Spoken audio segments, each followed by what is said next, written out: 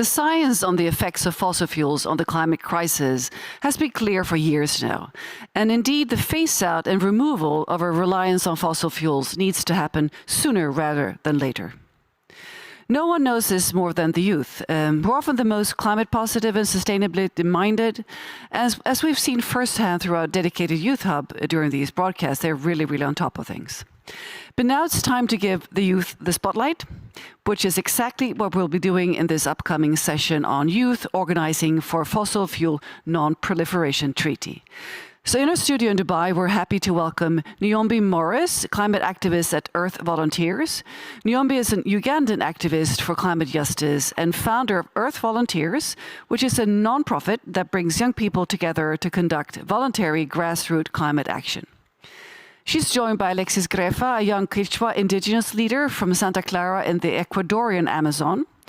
She's been protecting the Piatua River, on which people's livelihood depends, is protected from land degradation and the construction of illegal hydroelectrics. We also have Laura Veronica Munoz, a youth organizer for the Fossil Fuel Non-Proliferation Treaty. And Laura comes from the Andean native peasant community in Combita, Boyaca, where they have been organizing against mining and extractivism. She's also organized with Fridays for Future and Pacto Ex El Clima in Colombia. And our final panelist is Dylan Hamilton, a youth climate activist, a justice activist from Scotland. And Dylan is an organizer with Fridays for Future Scotland, as well as policy coordinator for the Alliance of Non-Governmental Radical Youth, ANGRY. So Alliance of Non-Governmental Radical Youth, and a youth champion for the Fossil Fuel Non-Proliferation Treaty. This is his third COP. So over now to Nick in Dubai and these very interesting guests.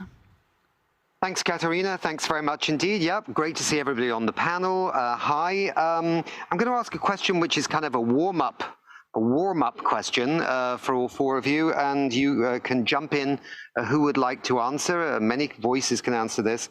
So there seems to be growing support for a fossil fuel treaty, like the Non-Fossil Fuel Proliferation Treaty or the Fossil Fuel Non-Proliferation Treaty, with the youth movement. Why do you think that is? Why is youth so behind this treaty? And yeah, why do you like it? Who would like to start? I can start. Okay. Yeah, no worries. To start with, I will say that like this fight against fossil fuels is not really new. Like native communities, indigenous communities that have been like how their rivers, how their forests, how their food has been contaminated or polluted by fossil fuels, have been fighting for this or against this like for centuries.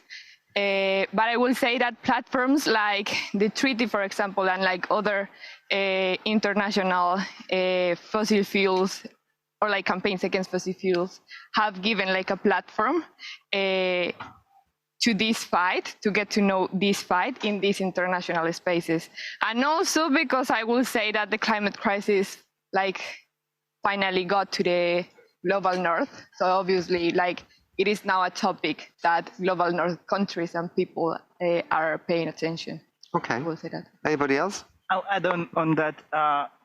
One thing I can say is, like Laura said, the global north has been fueling this crisis through fossil fuel. And when we talk about phasing out, they act like they care, but in reality, they are not ready to take a first step. So this treaty comes in to push them to commit, you know.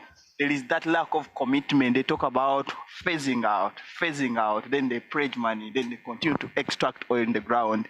But when they sign this treaty, it will be a very, like an instrumental starting point for them to be like, actually, I signed something. I need to commit to it. Because if we are talking about Agenda 2030 or our net zero target 2050, it has to start now. Why should we wait until 2050, then we act on the climate when the crisis is happening in front of our eyes, you know? Anybody else?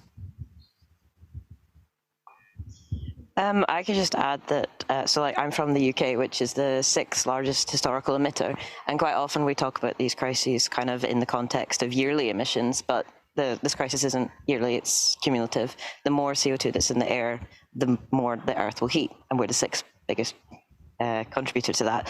And it's ultimately non-negotiable that fossil fuels have to be completely phased out. We can't continue to emit and then also try and take that out of there with technologies that aren't currently feasible, and we don't know if they'll ever be feasible on the scale that would be required. So we need a global agreement that fossil fuels must be phased out as soon as possible. So, yeah. I think it's the time for the world to start a new way of life. The fossil fuels only destroyed our communities, only destroyed our territories, because it's important to support the treaty, to change the vision of the world, and have protect the Amazon, and have protect our territories, because it's important. Why? Because it's our home. It's the place where my family live. Because it's important to support the non-proliferation fossil fuels in the world. Yeah. It strikes me when I look at it that I've never quite known, and I've been involved in climate change and environmental issues for a very, very long time.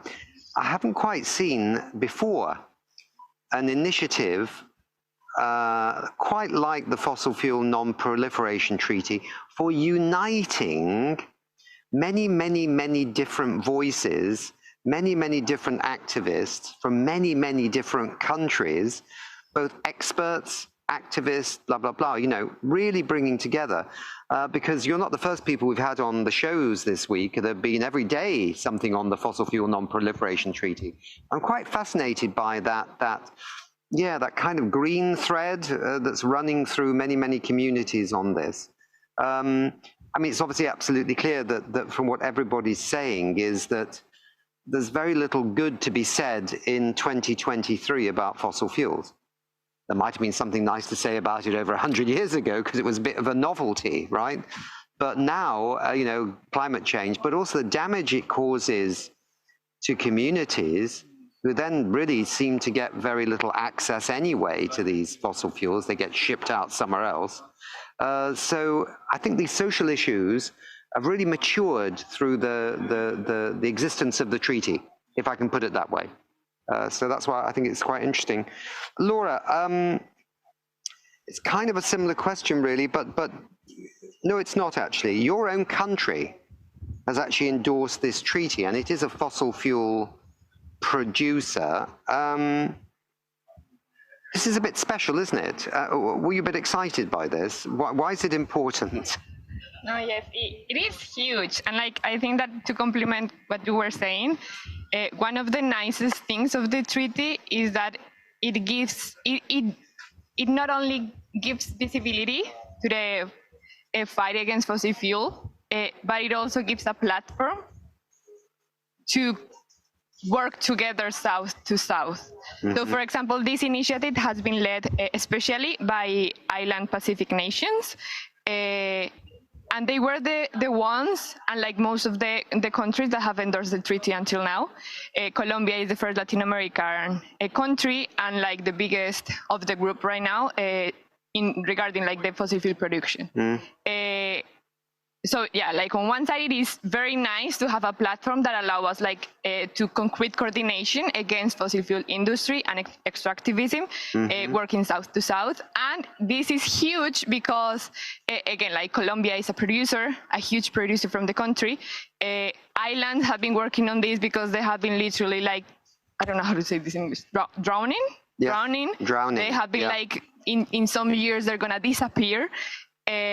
So this is huge in terms that it gives us Colombia will push. Petro has been now known as a climate leader. It is the first leftist president that we have in Colombia, in the whole history of the republic. So yeah, this is huge. We're very, very happy. But I think that the real challenge now it comes because it is it can be very tricky inside the country, like the endorsement of the treaty, because a huge part of our economy depends of the fossil fuels exportations and like production. But as the president said, like we need this because it's like literally our life depends on it. Yeah. So yeah, like Good. I think that's it. Thank you very much indeed. Maybe Ecuador and then maybe Uganda, Alex and Nyombi. Do you get ever a chance to talk to your governments to say, hey, why don't you sign the fossil fuel non-proliferation treaty? Have you had any conversations with ministers, say here, people from your country about this treaty? What do they say? Wait. Está preguntando, I'm going to translate in Spanish to him. Está preguntando que si has tenido oportunidad como de hablar con líderes políticos de tu país, de tu comunidad, para hablar sobre cómo gozo del tratado. No, it's impossible to talk about the governments because in last August, in Ecuador, have a popular consultation about the fossil fuels to take in the ground the fossil fuels in the Yasuni National Park. This consultation is to impulse to the indigenous people, for the environmental groups, for the all people, but not for the government. Yeah. And the government is not listening to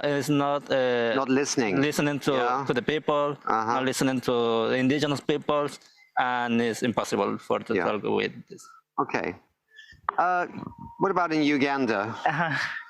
I can say it's not so different from what you said, but ours comes with heavy demand and threats because I had a chance to ask one of the representatives for our Minister of Energy here at Climate Mobility. We had a conversation about migration and the ongoing displacement of people due to the climate crisis. So I talked about one of the projects that is happening.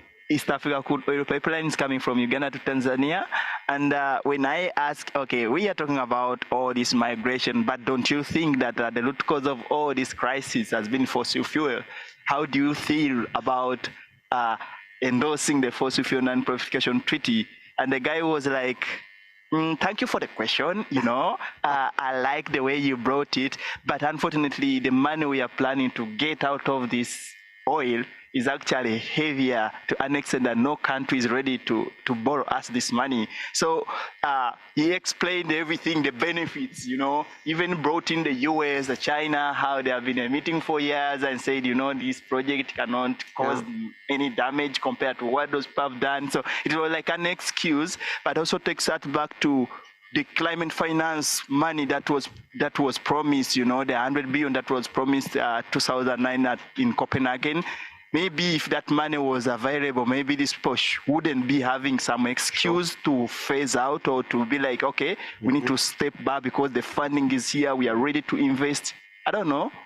But next door to Uganda, you have Kenya with the biggest wind farm in sub-Saharan Africa, Absolutely. the geothermal electricity, massive development, solar. And I understand that they had such a surplus of green energy that now they've got electric buses in Nairobi to use that surplus. So it's quite interesting that you've got two countries side by side and two different paths. I can say we also have the transition that within, because the motorbikes are now changing into electric bikes, and also we have some few electric buses, and also I can say that maybe there has been some corruption within our system, because the first time we produced the electric car was 2008, but it is not growing, there's no development, it's always declining, so maybe there is something wrong. But also the transition in other countries actually moving in my neighboring countries, and I'm like, why is it that so possible, Yeah, it's the transformation of the global economy is a bit messy. Let's put it that way. But it is sort of generally moving in the right direction, but it needs to go faster, yeah? From the UK perspective then, Dylan, I presume you're a bit disappointed at the moment with what the current government's been doing with giving new licenses for oil and gas exploration. And they seem to be off target now as well. But there is a general election coming up soon. Do you think that is an opportunity? Yeah, so the situation is quite difficult in the UK, but at least we're fortunate enough that we can have meetings with people in charge. Although, interestingly, I think it's very possible that Scotland might sign the fossil fuel treaty, which is, of course, a big deal because that's where the North Sea oil and gas is. But ultimately, we do have to recognise that it is controlled by the UK government, first and foremost, and they have continued to say that somehow they'll reach net zero 2050, but they don't actually have any emission reducing plans. They've pushed back all of the targets. They're approved over 100 new oil and gas licenses, which is incredibly disappointing. And I wish I could say that a future government that may come into power next year would change it, but honestly, I don't think that that's very likely. But I do think we have a responsibility to work with things such as the treaty and to provide funding to countries like Uganda so that they don't have to rely on things like the East African crude oil pipeline to help your economy, because ultimately it's my country that's profited off of that for centuries. And now we have a duty to make sure that you don't have to do things that will damage your ecosystems and your country even further just to survive. So, yeah. I mean, there are... there's a few days left before the end of this UN climate conference, COP28. Obviously, what happens at the end of this is important, also not the beginning or the end of the world, what is decided here, but it's important that something positive comes out of this. What are you all going to do in the next few days? Is there a demonstration tomorrow? There is a demonstration, yeah? Is it going to happen in the conference or outside the conference? Does anyone know? Yeah, I'm helping to organize that. Dylan, tell us about the demonstration. Yes, so that'll be tomorrow in the Blue Zone, so in the conference itself, and it'll be a march through it, actually. So it should go through most of it from, I believe, the Civil Society Hub all the way to the main plenary. Okay. Was there a plan to have a demonstration outside in the streets of Dubai, or? There is no plan for that, just because of the legal risks associated with protesting in the UAE. But the Blue Zone of COP is international land, so it doesn't follow the laws of the country. Yes, exactly, exactly. So you're all going to be on this demonstration tomorrow? Will our friend from Ecuador? Sorry, can you repeat the question? Will you all be on the demonstration tomorrow? I think so. Like I don't have anything planned specifically, but Well, Dylan's organizing it. I mean, you're sharing the podium with Dylan, and he's one of the organizers. I think you have to be there, really. Yeah, we are expecting about like 500 to 1,000 people to take part. 500 to 1,000 people tomorrow. Yeah. Okay. And will you have banners for the fossil fuel non-proliferation treaty? Even T-shirts? Even T-shirts. Okay. And what is the slogan? Right. Oh, sorry. Yeah, pay up for loss and damage and phase out fossil fuel. That is the hashtag. Yeah. What about don't gas Africa? It can be added. Any slogan that works out is welcome. Right. We've just got a few more minutes. Let's just have a think. Can you help? I just feel that Ecuador has been a bit. Can you help with the translation? Yeah. Is our friend here in the part of Ecuador where it's in the national park with the oil and gas at the top? Is this where he is? Está preguntando que si el parque en donde vives es ahí. Yes. And didn't Ecuador ask the rest of the world,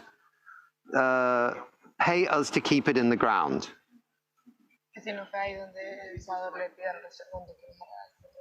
Yeah. Bring closer. Could you put the microphone to your okay. mouth when you're translating? Yeah, just Okay, there are okay. Spanish viewers too. So. Okay, sorry. Ok, lo voy a hacer en español ahora para poder explicarlo mejor. El Parque Nacional Yasuní se encuentra justamente en territorio amazónico, donde viven dos pueblos en aislamiento voluntario. Justo ahí también está,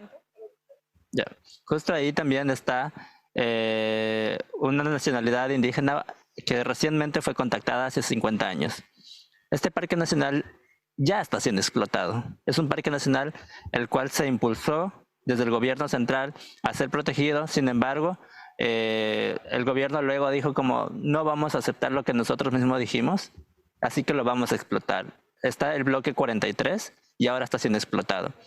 La consulta que ahora se realizó es justamente para hacer que el bloque que está siendo explotado salga del territorio, pero tienen un plazo de 1 año. Entonces, por 50 años, Ecuador lleva explotando petróleo, pero la Amazonía es la zona menos atendida en temas de educación, de salud y en todos los sentidos posibles. Okay. That's a lot, but have a go at a little bit, yeah? See where you get to. Yes, like things change when like we speak in like our language. So I'm gonna try my best. Yeah. Cool. So yeah, like paraphrasing. Yeah, Alexis was saying that that the national park Yasuní, that is the one that you were talking about. In that park, there are indigenous communities, 2 in isolation, in volunteered isolation. They decided to be isolated, and there is 1 that have been recently contacted.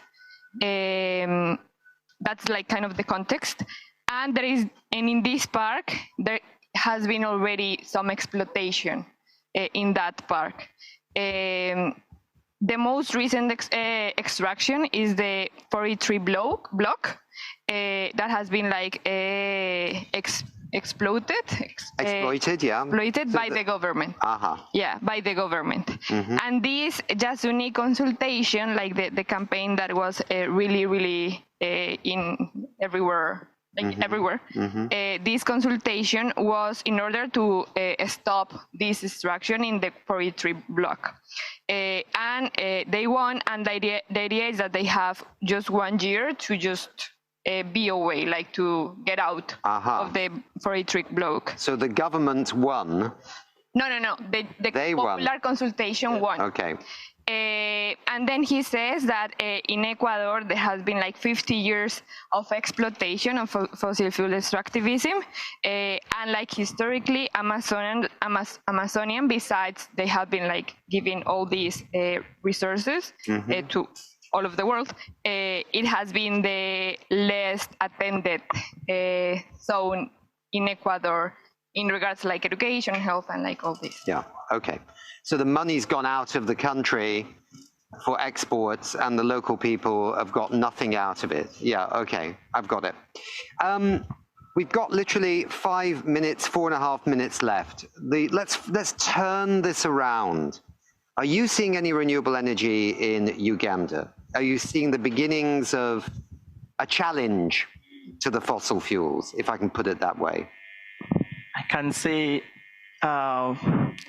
people are trying, like we activists are trying to challenge the government to start investing so much, like bringing in investors that are going to double our renewable energy targets and also investment. But it's still lacking funds, you know. The funding we are receiving is actually to extract more oil. Yeah. That's a challenge we have, that we have to make sure we bring more education to our government to understand how important renewable is. Yes.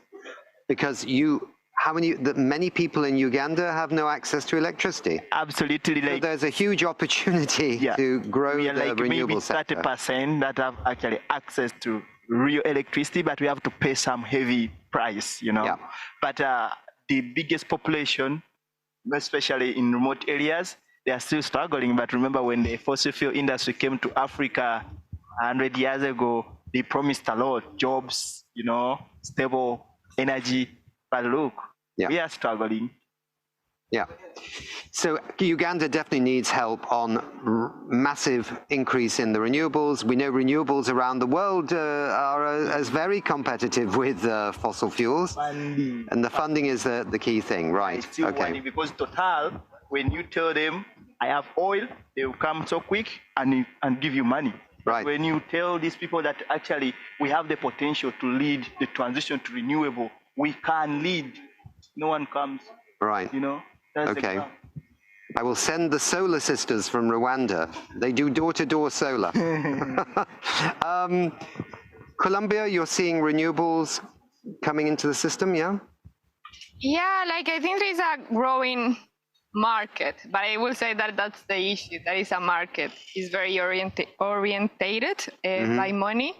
And in Latin America, for example, we have this lithium issue that is used for renewable energies, but the structural problems regarding exploitation, not listening, and giving the agency to communities to vote and to say something regarding the projects and the exploitation in their lands is happening again. Ecuador, any new energy, any solar, wind coming? In my community, the government decided to build a hydroelectric, but for our community, the hydroelectric not is not as good for our community because destroyed all. I understand. All biodiversity, our community, our ways of life. Okay, so that's not good. Yeah, not. Scotland, though, we can proudly say, is a bit of a leader in wind power, yeah? Yeah, for sure. We've got, I think we're pretty much one of the first leading countries in terms of the amount of wind we've got. We have quite a lot of wind, and even a fair amount of solar panels, which you wouldn't necessarily expect. We need to see the Scottish First Minister going to Uganda straight away, putting all the renewable energy in big suitcases, with you, Dylan, going and deliver it on the shores of Lake Victoria and hand it over straight away at no cost.